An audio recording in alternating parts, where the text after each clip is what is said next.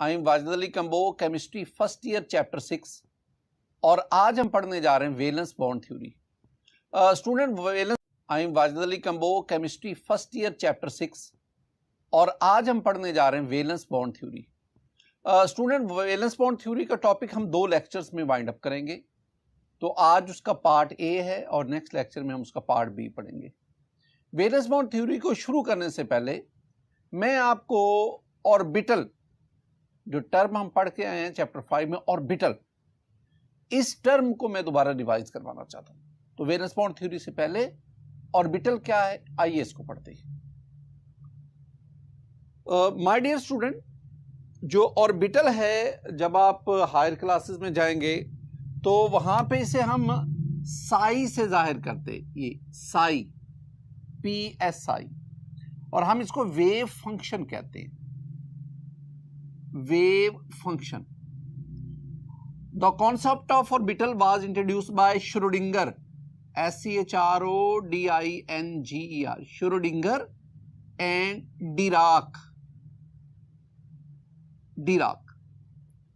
Student, आपने पढ़ा है, आपने ये पीछे पढ़ा है कि N orbital can accommodate, N orbital can accommodate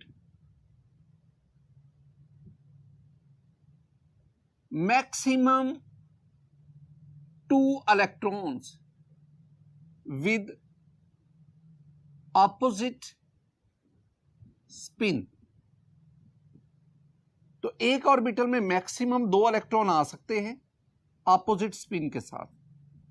एक और बात आपने ज़हन में बिठा, वो क्या? मेरे पास ना 3 किस्म के ऑर्बिटल्स हैं। अगर किसी ऑर्बिटल में 2 इलेक्ट्रॉन हो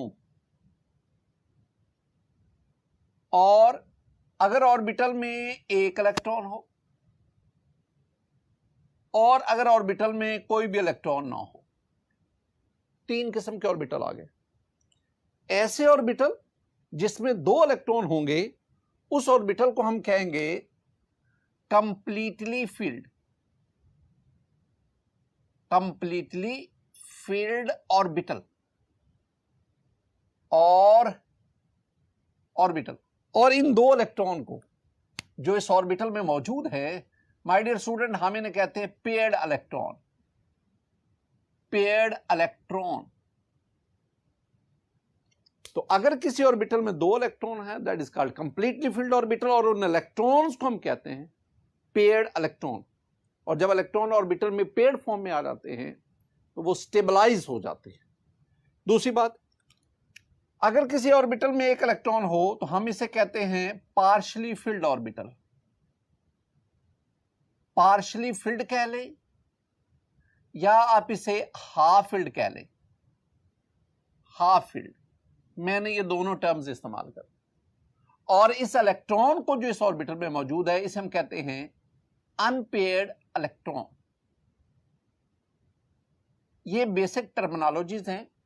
अगर ये आपको आएंगी ना, यही मैंने आगे थ्योरी पढ़ाते हुए आप ये सारी टर्मिनोलॉजी मैंने बार बार बोलनी है।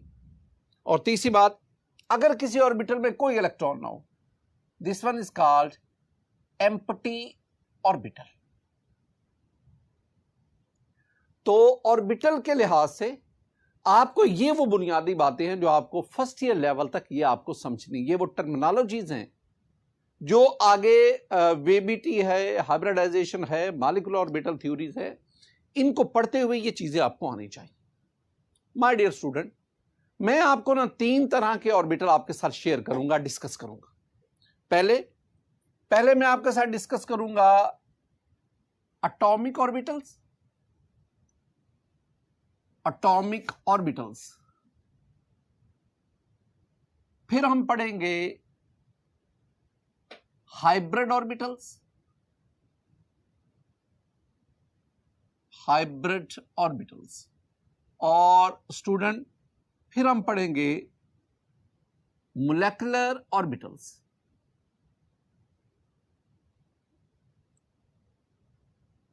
तो आने वाले दिनों में, आने वाले लेक्चर्स में हम ये 3 किस्म के ऑर्बिटल स्टडी करेंगे। पहले आगाज करते हैं atomic orbital.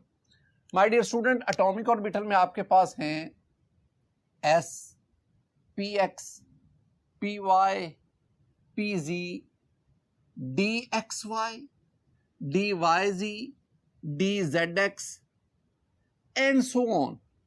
These are the atomic orbitals. ये एटॉमिक ऑर्बिटल्स है. एटॉमिक ऑर्बिटल के कॉन्सेप्ट इसकी मदद से मैं आपको ना वैलेंस बॉन्ड थ्योरी ये समझाऊंगा. इन जो valence bond theory it based on atomic orbitals. अब एटॉमिक ऑर्बिटल होते क्या हैं?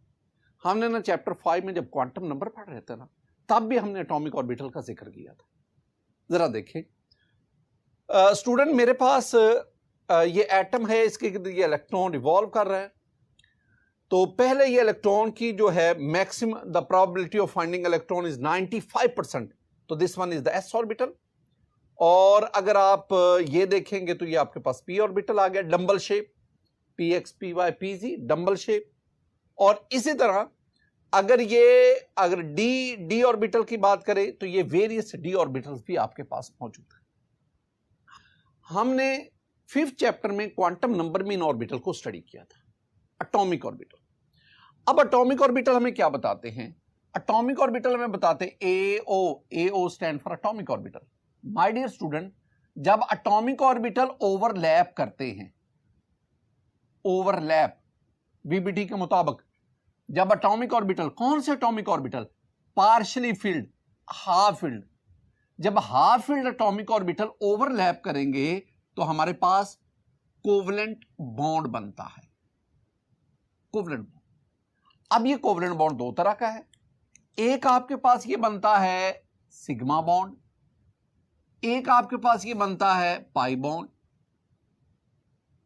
दो एटम्स के दरमियान सिग्मा बॉन्ड, पाई बॉन्ड, जो ऑर्बिटल की ओवरलैपिंग से बनता है. सिग्मा बॉन्ड कब बनेगा? जब हाफ फील्ड या पार्शियल फील्ड ऑर्बिटल, जब ये यानी एटॉमिक ऑर्बिटल, जब ये हाफ फील्ड या पार्शियल फील्ड एटॉमिक ऑर्बिटल ये हेड टू हेड और लीनियर ओवरलैप करेंगे. जब हेड टू हेड या लीनियर ओवरलैपिंग होगी, उसके नतीजे में आपके पास सिग्मा बॉन्ड बनता है. इसके बरक्स अगर आपके पास हाफ फील्ड एटॉमिक ऑर्बिटल, अगर वो पैरेलल और साइडवे ओवरलैप करेंगे तो माय डियर स्टूडेंट आपके पास बनेगा पाई बॉन्ड. ये मैं ओवरलैपिंग बता रहा हूं एटॉमिक ऑर्बिटल्स की. अब फिर हम पढ़ेंगे कि जितनी ओवरलैपिंग, एक्सटेंट ऑफ ओवरलैपिंग ज्यादा होगा, उतना ये बॉन्ड स्ट्रॉन्ग होगा. तो एक आपने ये टर्म जो है ओवरलैप, इसको ध्यान में बिठाना. तो एटॉमिक ऑर्बिटल के ओवरलैपिंग से कोवलेंट बॉन्ड बनते हैं. ये हमें कौन बताता है? ये हमें वीबीटी बताता है. और वीबीटी का कॉन्सेप्ट किसकी बेस पे हम स्टडी करते हैं? On the basis of atomic orbital. कौन से एटॉमिक ऑर्बिटल ओवरलैप करेंगे? वो एटॉमिक ऑर्बिटल जो हाफ फील्ड है, जो पार्शियली फील्ड है. इट मींस ओवरलैपिंग में कंप्लीटली फील्ड ऑर्बिटल या एम्प्टी ऑर्बिटल पार्टिसिपेट नहीं करते. अब आए हाइब्रिड ऑर्बिटल. स्टूडेंट, हम हाइब्रिड ऑर्बिटल जो पढ़ेंगे ना, वो हमारे पास होगा sp3, sp2, sp, dsp2, d2sp3 and many more. First year के सिलेबस में हम ये पहले 3 जो हाइब्रिड ऑर्बिटल्स हैं इनको स्टडी करेंगे. और सेकंड ईयर चैप्टर 6 में जाकर जब आप कंप्लेक्स कंपाउंड फॉर्मेशन पढ़ेंगे तो इनके साथ साथ इन dsp2 वगैरह इन ऑर्बिटल्स, इनको भी आप स्टडी करते हैं. अब हाइब्रिड ऑर्बिटल की बेस पे हम हाइब्रिडाइजेशन को स्टडी करते हैं. हाइब्रिडाइजेशन, तो हाइब्रिड ऑर्बिटल्स की बेस पर हम हाइब्रिडाइजेशन को स्टडी करते हैं. हाइब्रिडाइजेशन में हम क्या पढ़ते हैं? हम पढ़ते हैं कि ये जो एटॉमिक ऑर्बिटल्स है ना, जो हम ऊपर पढ़ के आए हैं, ये जो एटॉमिक ऑर्बिटल हैं ये पहले इंटरमिक्स होते हैं. इंटरमिक्स, एटॉमिक ऑर्बिटल की इंटरमिक्सिंग की वजह से हाइब्रिड ऑर्बिटल बनते हैं. Hybrid orbitals. और माय डियर स्टूडेंट, ये जो हाइब्रिड ऑर्बिटल्स हैं इनकी ओवरलैपिंग होती है और इनकी ओवरलैपिंग से आपके पास बॉन्ड फॉर्मेशन होती है. ये मैं बुनियादी बेसिक चीजें आपके साथ शेयर कर रहा हूं। इनको जाके आगे हम थ्योरी में एलेबोरेट करेंगे, डिस्क्राइब करेंगे, इनको डिस्कस करेंगे। ये बुनियादी बातें आपके ज़हन में बैठनी चाहिए। नेक्स्ट हम पढ़ते हैं तो हमारे पास molecular orbital. My dear student, हमारे पास जो मोलेकुलर ऑर्बिटल है ये हम पढ़ेंगे sigma 1s, sigma star 1s, sigma 2px, pi 2py, pi star 2pz and many more. These are called the molecular orbitals. My dear student, इसमें हम पढ़ेंगे molecular orbital, हम पढ़ेंगे molecular orbital theory में, और वहां भी मैं आपको पढ़ाऊंगा कि जब atomic orbital overlap करते हैं, overlap, तो हमारे पास molecular orbitals बनते हैं।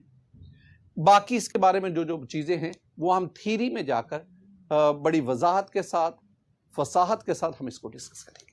तो ये ऑर्बिटल मेरे पास 3 किस्म के हैं, इनका हमने आगे आने वाली थीरीज में इस्तेमाल किया। स्टूडेंट, अब हम बढ़ते हैं वैलेंस बॉन्ड थ्योरी की तरफ।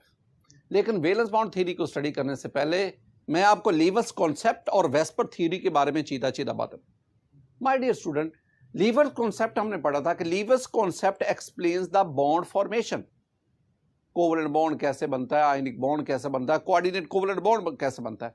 तो levers concept explain the bond formation. Later on VSEPR theory